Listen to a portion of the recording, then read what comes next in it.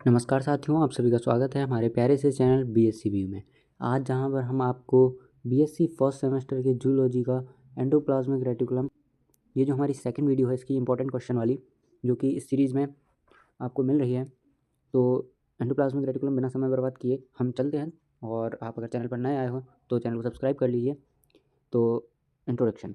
Endoplasmic reticulum एक मेम्ब्रेस network है जो साइटोप्लाज्म में होता है।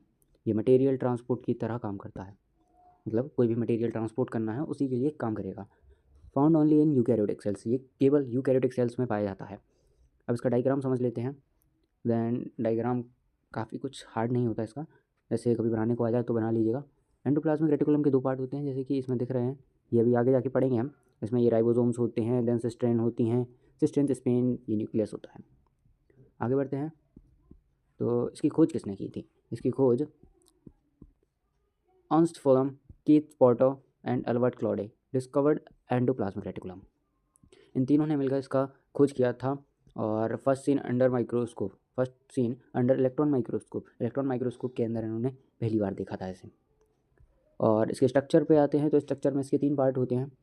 देन फर्स्ट है cisternae, flattened sacs, and second vesicles, small spherical bodies, then tubules, branch tube like structure. ये आपको डायग्राम में दिखे होंगे जो मैंने अभी आपको बताए थे। Cysteine space, then cysteine, then tube like structures. ये आगे बढ़ते हैं। तो अब हम आते हैं एंडोप्लाज्मिक रेटिकुलम के कितने टाइप होते हैं। देन फर्स्ट आता है रफ एंडोप्लाज्मिक रेटिकुलम।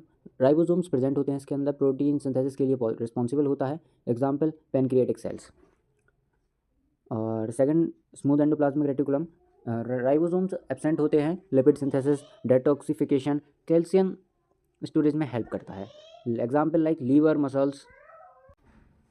इसके डायग्राम आपको नीचे दिख जाएंगे, जैसे कि ये है smooth endoplasmic reticulum, rough endoplasmic reticulum.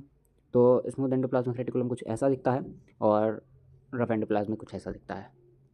अब आते हैं इसके फंक्शन पर। तो function protein synthesis rough endoplasmic reticulum करता है, lipid synthesis smooth endoplasmic reticulum करता है, और डिटॉक्सिफिकेशन स्मूथ हार्मफुल सब्सटेंस